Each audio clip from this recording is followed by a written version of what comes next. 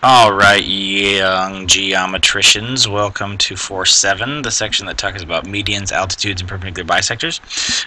Some of you in some classes have done some of these constructions before. It was all in preparation for this, so some of you haven't, so we're going to review some of those or do them for the first time, depending on where you're coming from.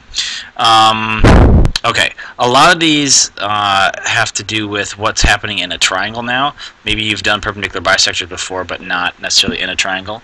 Now we're going to do some of that stuff in a triangle. So I'm going to switch software here for a second as I do these first couple here that you're going to see on the page. This first one, it says a perpendicular bisector of a segment is a line or ray or segment. Of course, you're not going to construct an infinite line. You're going to construct basically a long segment that is perpendicular to the segment at hand at its midpoint, which is kind of a huge deal. This perpendicular bisector construction is probably the most important in terms of how it is essential for so many other constructions. So it's a nice little sort of subroutine that fits into a lot of the other ones we're going to do. It's a big part of the median one. It's also, it's actually also part of the altitude one.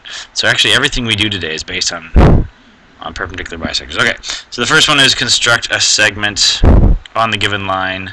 Sorry, construct a segment on the given line and then the perpendicular bisector of that segment. So here we go. Sometimes they won't get quite this fancy even. It'll just say, make the perpendicular bisector of this segment. It says, construct a segment on the given line. Well, that's kind of easy. We just say, well, here's my pen. I'm just going to go, okay, here's from here to here. There's a segment on that line from A to B. There's a segment. So it might as well have said, construct the perpendicular bisector of AB. That's what I'm going to be doing here. Okay, so I need the compass. Compass, what you do here is you stab at I call this the football construction. If you saw my other video, or if you're in my class, you hear me call this football all the time. Stab at one point, set your compass so that it's bigger than half. Actually, I should back up. You always should start these constructions and kind of estimate where you think things are going to go. We're talking about the perpendicular bisector of segment AB, so it's got to go through here. It's got to hit the midpoint, and it's got to be, perpendicular. So we're looking for something along this edge of the ruler. It looks like something like around there. So when I say bigger than half, I'm saying, estimate where that goes, and we're thinking it's definitely, inside this compass radius right here. Then I swing the compass back and forth across the line so that it definitely crosses that path that I've imagined. Leaving the compass the same is a huge deal here. And then I do the same exact thing by stabbing at B. And now you see why they call this thing the football. Bring this back over, and look how close I was to the correct direction. Oh, grab the wrong end of my compass. It's something like that. Move that into place. Oh, fine. Just don't behave for me. Let's see if I like it. Yeah, the ruler on this Promethean software is not real friendly. Okay, so that thing is the perpendicular bisector. And you know me, and all my constructions, I wouldn't do this on paper for real, but I just want to show you here, that's the final thing. This line is kind of the perpendicular bisector of the segment. You don't have to highlight, I'm just showing you there. Yes, that's the actual answer. Okay, next, construct a perpendicular to the given line, passing through the given point. Completely different type of construction, and yet somewhat the same. Alright, we want to construct a perpendicular that goes through this point, perpendicular to this line. So we're looking for something going through that point, of course, but it's a perpendicular that would be a line or a segment or a ray. It's going to hit here just so that it's perpendicular. So it's a very specific thing. You can't just go, oh yeah, it looks perpendicular, let's call that a right angle. No. It's got to be constructed so that it is, we know exactly 90 degrees. Well, constructions of perpendiculars were all nice and good on the last page when we had a segment. I'm going to draw a really bad sketch here. Have we had a segment, stab at one end, make a circle, whoosh, stab at the other end, make a circle, whoosh. Whoops, I missed. That was the pen not following me. Alright, and then if you do this, connect the dots on the football here, again, that is a bad construction, that we know is a right angle, and that's kind of a big deal. It's the only way we've had so far to make a right angle. So we're going to be doing this same thing kind of as a part of this construction. If I had a segment that I knew was sort of centered under the target point here, and I did the perpendicular bisector of that segment, it should go right through there. So in other words, I'm looking for a segment, kind of like this, where in the middle of that segment, above it, on the center line of that road, is this point. So I'm looking for a segment that's kind of centered somehow underneath this thing. Well, how am I going to find that? That's actually not nearly as hard as it sounds. I just start my compass there, and I swing a path that's definitely big enough to cross the line. And then right here, I've made that. This segment, if you look about this segment right here where it crosses the line right there, this segment has is sort of centered under that point. If I just stab here and make my compass bigger than half, if I stab here, swing across, look familiar? I just did this on the other page, and stab here, stabbing at that point now, and swing across, and connect the dots on this football, guess what's going to happen?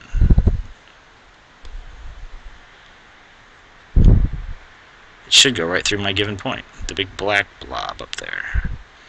Is that going to look good? I think we're not bad. Okay. Draw the line there, and yeah, that goes right through. And yes, this is perpendicular. Remember, this is the perpendicular bisector of the segment connecting that point and that point. And yes, it has to go through there because of the way this first segment swing across. Okay. Next one down here. Median of a triangle. Again, this is something totally different. So these, bang, bang, bang. These are three big ideas. Perpendicular bisector, football, connect the dots. Here, swing an arc to cross the line first, then do the football, should work. Median of a triangle is a segment from a vertex to the midpoint of the opposite side. Okay, slow down. Midpoint of the opposite side. We haven't talked really about how to do midpoint really by itself. Well, no, but yes, we kind of did it up here. We did midpoint, we did perpendicular bisector. Perpendicular bisector, remember I said a while ago, is so important. It gives you how to construct 90-degree angles, which is kind of a big deal with the tools we're given. Like if I told you 2 months ago we were going to make 90-degree angles with these two tools, you'd be like, that's crazy, I need a protractor. Well, no, you don't need a protractor. You can actually do it with circles and straight lines. You can actually make 90 degrees perfectly. So we can do perpendicular lines with perpendicular bisector, but also don't forget we did bisector with that. The whole purpose there was of doing the perpendicular bisector in the first place. This thing was perpendicular, yes, but it's also at the midpoint. In other words, this point right here is actually the midpoint from A to B. We found not only a right angle at M, but we also found this. We found the bisector. We found the midpoint. Okay, so the thing we're supposed to do is make a median from A to the opposite side. So what we're looking for in the end here, the definition of median, is a segment that connects A to the midpoint of the other side, so the opposite side. The opposite side has a midpoint, looks like it might be around there. If I define this to be the midpoint, now this is just a drawing, of course, not a construction. This segment here is the thing that connects the midpoint to the opposite vertex sort of thing. That would be what we're looking for at medians. Okay, get rid of all that junk. Let's do that. Well, how do I do that? Well, I have to find the midpoint here. The midpoint is the trickiest part of this construction. Once I know that midpoint, then I'm just connecting the dots with the straight edge. So open this up bigger than half. Swing an arc. We're looking for a football here.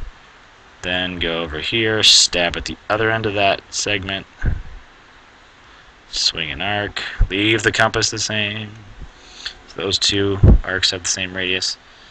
And then you you connect the dots a little bit here. Not quite there. Is that close? Oh, that's not very close. And if I move it one more tick, it's going to go too far. Oh, not bad. Your real-life ruler is a lot easier to deal with than this. Alright, so I went to all that work simply to locate this midpoint. I actually don't care about the direction of this line at all. I only care about where it intersects this other side here. And then once I get that, I'm going to right click on my ruler. No, I'm going to connect those two dots, and I'm pretty close now. Okay, ruler, snap into place for me. Not bad. So right there, that segment connecting those two things technically is my answer. Whoops, let me do that. I have to grab the highlighter and show you, yep, that segment is the answer to the question. Okay, other one, same thing. It looks a little bit different on a triangle. It looks a little more, isosceles, almost even equilateral. I need to find the midpoint of this side. Well, I do that with the compass. I stab at one end of the segment I'm trying to bisect. Make sure this is bigger than half. Okay, clearly bigger than half. Swing above and below what I think is going to be the halfway point. Stab at the other end. Leave the compass the same. I'm off a little bit. and do the same thing. Got the football, connect the football ends. Now I did all these constructions on another video where I just go mad about constructions. I did like 75 constructions in a 3-part video, and all this stuff is in there, but this is the stuff that's really just specific to 4.7 if you learned them in that order. Okay, so football ends, great, there's a perpendicular bisector to that side, don't care about all of it, I just care about the midpoint of that triangle side. Okay, and once I have that, I connect the dots on a little bit more that way. Connected, oh come on, connect the dots with the ruler, which is the annoying part. Okay, I'm gonna give up right there. Say that connects those things. And here, the answer is the segment connecting that point to A. Not the perpendicular bisector. On those, they look really close. If it's isosceles, they might actually be the same thing. Don't let that bother you. Like if this thing had accidentally hit A, or not really accidentally, had this thing miraculously hit an A by coincidence, that's fine. It just means that's a triangle where that happens to be the case. So once you have more experience doing more different ones of these, you'll see that can happen. Some crazier things happen in the land of constructions with triangles, so that isn't quite that big of a coincidence. There's some really weird things that happen also. We'll get to in a second. Alright, back to your worksheet. Altitude of a triangle. So bam, new one. An altitude of a triangle is a perpendicular segment from a vertex to the line that contains the opposite side. Okay, I'm assuming since the question came this way that you kind of know how to construct a perpendicular line. Oh yeah, we did it. Never mind. We did it right here. This is the one where we, up near the top of this worksheet, we did a perpendicular from a point to a line. This is kind of the same thing. I'm going to be constructing, sorry about all the scrolling, a perpendicular from a point to a line. I just have to ignore the rest of this triangle. Like, consider this is the point we're talking about, and we're going to go perpendicular to this line.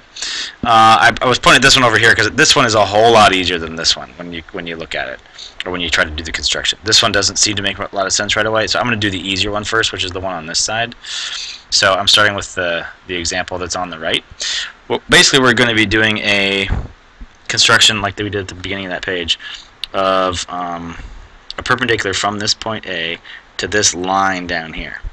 Get rid of the gross stuff I just made there.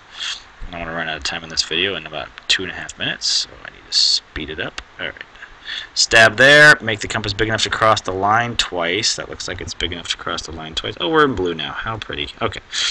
And then, remember, we did that so that we would have a segment here between this point and this point, such that if I do the perpendicular bisector on this, you know what? I'll change back to red so it looks like another process. If I do the perpendicular bisector on this, it is going to hit A. So I go down here, I stab here at this point, I make this bigger than half. We want to make sure it fits on the page. I think that's going to fit on the page. Well, my video page actually goes a little bit longer than your, a little bit farther down than your window. Unless you'll have to trust me if I have to do it. Oh, I don't know if you can see that. I think you can. You don't have to just trust me. Okay. Then I connect the dots on that guy. And that ought to hit A. That was just a little, I mean, this is the triangle that looks slightly isosceles. This is the one, this is not much different than the last one, but it's a different construction. Notice I didn't stab, to make this eyeball here, or this sort of football, I didn't stab at the ends of the segment of the triangle. I stabbed here and here, which is an arc that came from A. It's a totally different thing, especially if the triangle isn't quite so isosceles. So this should hit A. My ruler is just not cooperating. This should connect the ends of the football and A. And that is a perpendicular that goes from A and hits the other side of the triangle. It goes from there to there. That is called an altitude. An altitude's a good name for that. It's kind of what you'd think of when you're thinking of height. And an altitude is, you know, how much straight above the ground, sort of in a right angle fashion. If this is the ground, how high is A? Well, I've just kind of drawn the segment that you would measure if you're trying to measure the height of A. Again, that's a little bit wacky when we go to a triangle like this. How high is A here? We'll do this in the next video, but you can imagine it now. A is going to be kind of above the ground in a direction and a distance about like that. Enjoy.